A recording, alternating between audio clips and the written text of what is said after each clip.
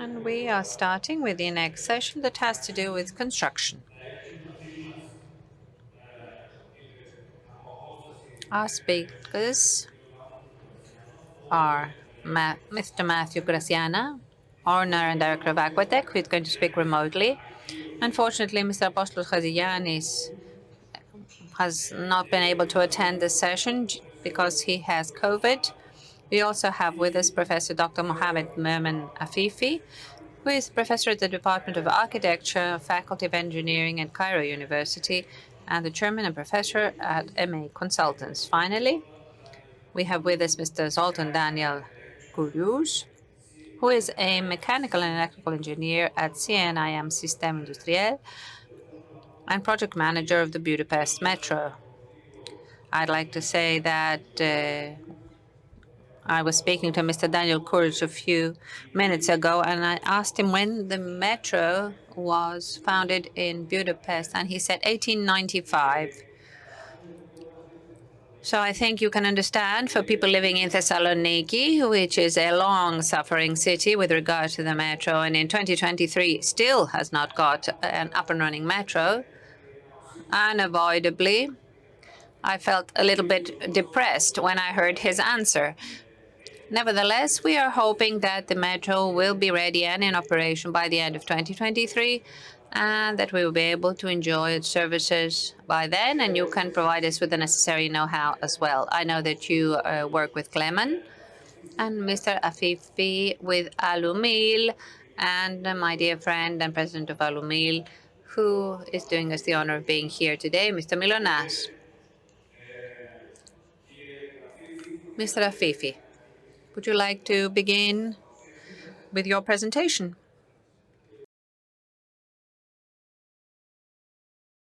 I'm a professor and architecture consultant, and we have a long business partnership with Aluminium. It's a very strong Greek company in Egypt that provides aluminum sections, electrostatic coated sections, and we've been working together more than 10 years now in lots and lots of projects.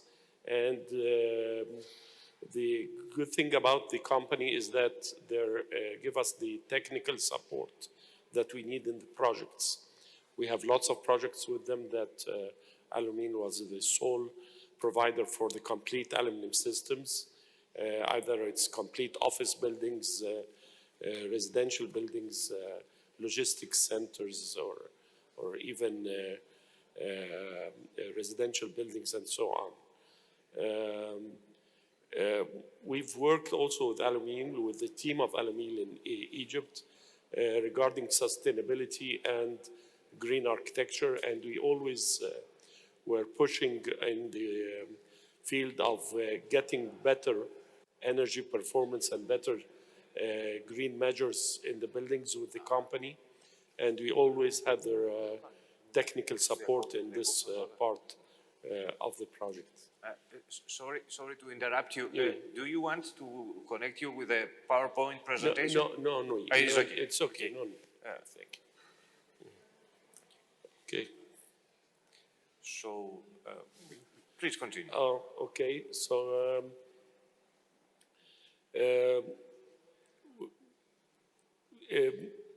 I was invited to this export summit, and I was glad to be here to get more acquainted with the companies, Greek companies, because I was talking with you before our meeting right now, and I knew about the company, another company, a Greek company in the field of electrical works that we also work with in Egypt. So we usually specify the companies that we feel that is going to provide us the support and the technical efficiency and quality in the projects we work with in Egypt regarding the construction activities. An important point regarding Egypt, maybe lots of you don't know, is that the population of Egypt right now is almost 110 million population, and we have an average growth of around 1.7, 1.8%. That means that we have an increase of population, yearly increase of population of around 2 million persons. Every year we get larger by 2 million persons. The importance of this 2 million persons or people is that there's always a demand for construction, always a demand for housing, always a demand for hospitals, always a demand for whatever type of construction. That's why during the last 30 years, we have always almost 25 new constructed cities in Egypt. Each city of those 25 cities could accommodate at least 1 or 1.5 and sometimes 2 and 2.5 million population. During the last 5 years, starting from 2015, 2016, we had 6 new cities. They were constructed all over Egypt, from the north coast to the east coast on the Red Sea and at the boundaries of Cairo. One of the most important new cities that we have now is the new administrative capital.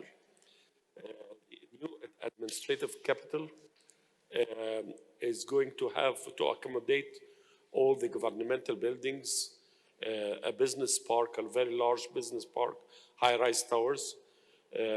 Also the parliament, the Egyptian parliament, is going to be moved to this city. The administrative capital is a sustainable and smart city. That's why whenever you talk about construction in the field regarding the new cities in Cairo, all disciplines regarding the construction should be of importance. It's not only construction materials, but smart technologies, construction systems, and so on. And this is a thing that's very important for Greece to companies to think how are they going to introduce their products to the city. And the city has been growing a lot during the 5 last years. And within 1 or 2 years, it's going to be all the governmental buildings and so on are going to be transferred to this city.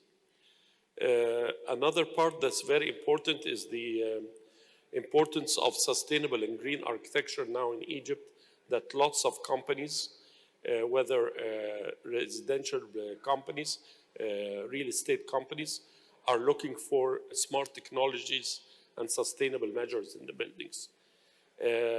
So you'll find that a complete company is going to build a complete neighborhood that's going to accommodate, for instance, around 200 or 250,000 persons, or maybe 50,000, 60,000 families in this neighborhood, and all the residential units are going to be with smart technologies and sustainable measures in those housing units.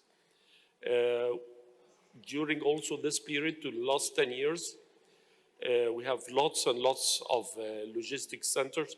There was always a demand for logistics centers, always a demand for office buildings, always a demand for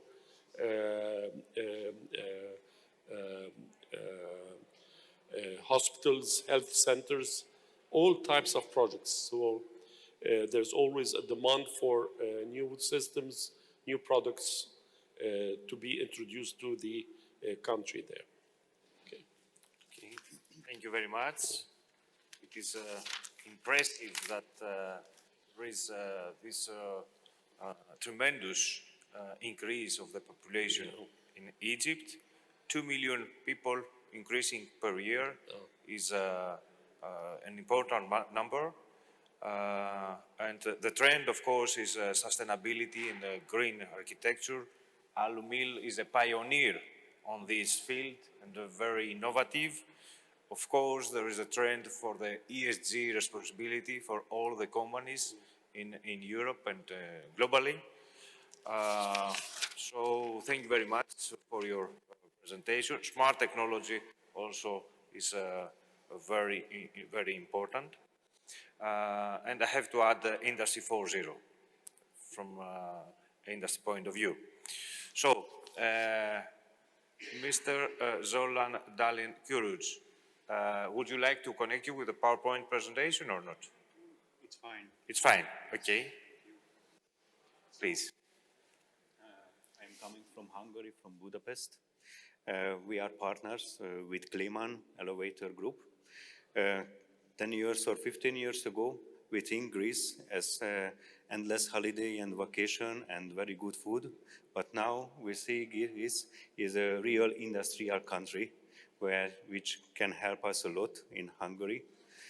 Also, I think the rest of Europe, because I work for a French company who is making escalators and defense system for the European Union. So we, as you told, we started our metro system more than 100 years ago. But in the socialism, we stopped doing this and we restart the construction in the 1980s. And since the 1980s, we have done 3 more lines. So now Budapest has 4 lines of metro with more than 30 stations. And the metro used by around 2 million people every day for going to work or just to go to school. Our metros are always developing. In 20 or 30 years, we always make a reconstruction and rethink the metro system. We are expanding the metro like now with a new line and also reconstruction of our oldest not reconstructed yet line, which means that we need an automatic process to drive the metro and also for smart technologies for the stations that everything we try to make automatization that means that the metro drives without driver, the station can work without maintenance people, and you need to see there is a center, and you can see everything on your central room. Our partner Kleman helped us a lot from 2015. We met first because we started to reconstruct the longest line in Budapest, and there we need a lot of elevators, and we had a special problem of accessibility. We have deep stations. Most of the stations are more than 30 meters down underground and constructed without any accessibility. So people with wheelchair or blind people cannot access the station. So we face a big development that we need to find a solution how we can let people go to the station. We had to do narrower escalator in the shaft, and we put one called inclined elevator next to the escalators that can be used by wheelchair people or anybody who needs it. This product was developed in Greek, in Thessaloniki by Kleman Elevator. This is a real special product. It's just like a normal elevator, but it is going in an inclined path next to the escalators. This kind of elevator exists only in New York and Stockholm, and now also in Budapest. So in the coming lines and the expansion of the metro lines, we are also working together with Kleman, and we hope that our friendship and our cooperation will last long without problems, because we see that the products are good and the metro can work without problems. much. It is impressive that 2 million increasing the population in Egypt. In Cairo, 2 million people use every day the metro in Budapest. So also you had this special, you are having this special cooperation with Kliman that has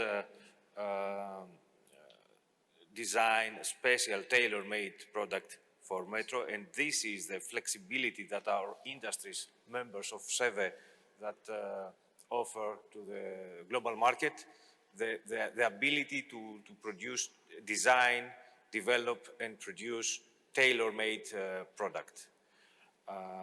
So thank you very much, and I will give the speech to Mr. Matthew Graziano in order to present his experience from Aquatech. Mr. Graziano?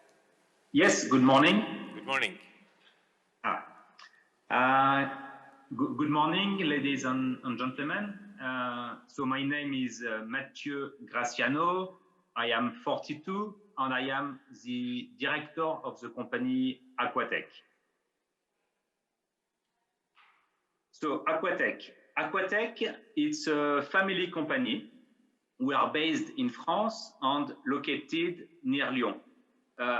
Aquatech, we are mainly involved in the water sector equipment. Few words about the history of Aquatech. Aquatech was created by my father, Mr. Jean-Marc Graziano, in 1995. And this is also the year we started to work with Greek companies like Palaplast. Unfortunately, the founder of Aquatech, Mr. Jean-Marc Graziano, he passed away 20 years ago in 2003. Myself, I was not involved in the business, but I decided to take it over. And at the same time, I hired my mother in the business. Then, in the year 2007, Romain, my little brother, joined us and partnered with me. So Aquatech didn't start as a family company, but we became a family company. Then we have grown every year, and in 2011 and recently in 2022, we expanded our facilities. So Aquatech, at the beginning, the main business of the company was to produce hydraulic valves for irrigation. We have a second business, and the second business was to deal with complementary products like fittings, filters, pipes, etc. And that's why we started a cooperation with strong and professional Greek companies like Palaplast. We are actually involved in the following fields that are irrigation, potable water, and industry. Okay, here is a quick overview of our range of products. Now, our vision is to become the essential distributor of equipment in the water sector. And our strengths are knowing how to define the best solutions. It's to work with the best suppliers to offer quality and responsiveness, and to be able to provide a full set of technical equipment. So from all this results a turnover in permanent growth, and the turnover of Aquatech increases steadily every year, and we reach now around 2 million euros. Here is businesses of Aquatech. We have two kinds of businesses. One is distribution, and the second one are projects. And in the company, these are two independent departments. Okay, distribution, we buy, we stock, and we distribute to different type of customers. On projects, this is different. We participate deeply into the project, from the study to the startup, and we are able to provide a wide range of equipment, even outside of our usual range. There is a distribution of the turnover. As a French company, most of our sales are done in France, but like many French, we export a lot, either directly or through other French company. And actually, around 40% of our turnover is done at export over 30 countries. In France, we have very good connection with all the French-speaking territories worldwide. The French language is speaking in around 50 territories, and all these territories, they have, from close or far, historic relation with France. That's why for us, it's very easy to export products to these territories. And now I want to share with you the cooperation we had with a Greek company, Palaplast, for more than 25 years. 30 years ago, Palaplast was looking to expand their sales at export, and Aquatech was looking for new business. So with Palaplast, we decided together about the commercial strategy to apply in France. In France, our market has different levels. We have wholesalers, distributors, retailers, and end users. Aquatech has only one part of the market, and we didn't want to deprive Palaplast of sales in France.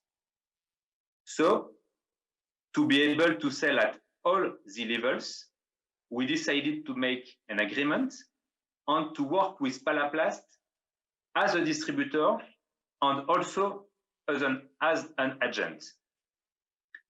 Acting as an agent for Palaplast, it permits us to introduce Palaplast to other wholesalers. Some of the wholesalers could be my competitors, but as you know, it is always better to have good relations with your competitors and to organize a clever business. Our common goal with Palaplast was to limit the introduction of other brands in France by selling the Palaplast products through different channels. Using this strategy, Palaplast has now 5 main distributors in France, but below, these are thousands of customers using Palaplast products. My job is to follow and to manage this business.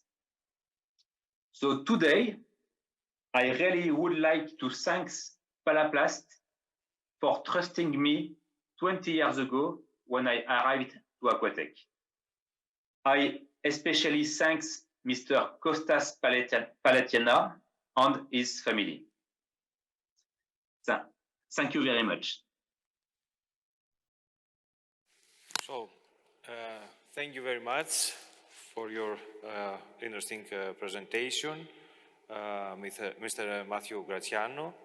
And it is very important that your vision is to become the essential distributor in the waste industry, and that your domestic market is 60%, but 40%, almost 40% is exporting business, especially to the French-speaking territories. So my question is, are you planning to expand your business further in Greece and Southeastern Europe?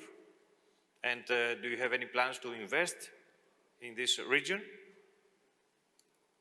We are planning to continue to invest to increase our business. I am actually working with several partners in Greece, and with them, they will help me to continue and to provide their product in France and also at export worldwide. Okay, thank you. And my question to Mr. Zoltan Daniel Kirouch is that do you have in your plans to expand the Budapest metro? And if yes, what is the time scale? We are planning to expand the Budapest metro in the coming years. We already have a plan for a new metro line with 30 stations and also an expansion of the existing metro lines with 20 stations in the coming 4 or 5 years. We hope that we can do this. As soon as we finish this line, the reconstruction, we are starting to expand the new lines. Okay. And nowadays we really need some good companies in Hungary, because the Hungarian companies are now working for Germany, for Sweden, for these countries, and nobody wants to stay home. And that is why we are looking for more and more partners who can send us the goods and all the materials and the knowledge and the people, and we can work together. So we are really open to have more connection in Greece. Okay, thank you. And Mr. Afifi, I would like to ask you, there is a historical cooperation between Greek companies and Egyptian companies is very wealthy and developing. Last year, most of the members of our association complained to us that the Central Bank of Egypt presented some barriers from the banking sector in order to be more bureaucratic procedure, the opening of LC abroad. Yes. I know that the situation beginning of 2023 is better, but can you describe us what happened and what is going to happen? Okay, the situation was very critical for all of us living in Egypt, not only the Greek companies that used to export material to Egypt, because lots of the things that we live on in Egypt are basically imported materials, starting from cars, from computers, from everything that is not produced in Egypt is imported. What happened exactly was an economic crisis. It was related to some different aspects that combined together in the same time, that had a problem with the amount of foreign currency available in the Central Bank of Egypt. For instance, 2 years ago, the reserves of the Central Bank in Egypt was almost 45 billion US dollars. And suddenly in 3 months, it came down to almost 28 billion US dollars.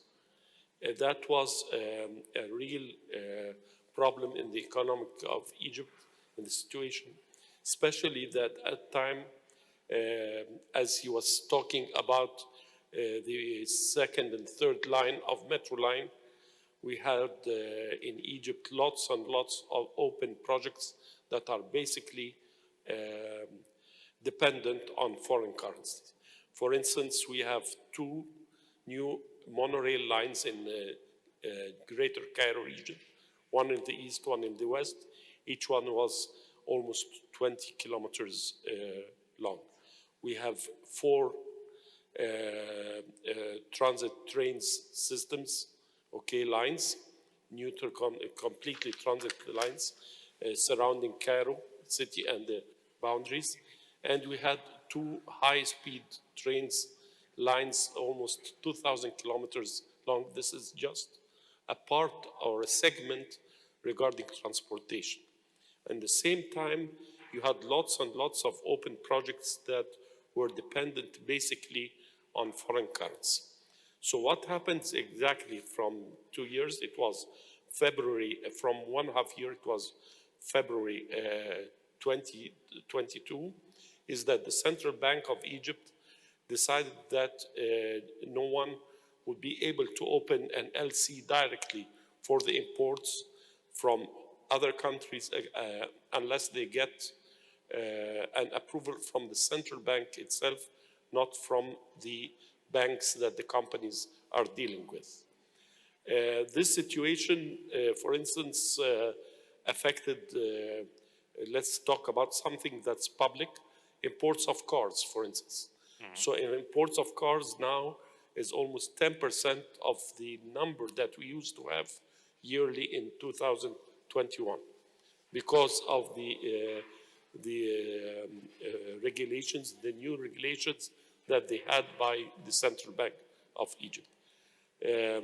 Nowadays, it's getting better, a little bit better, and the reserves are increasing.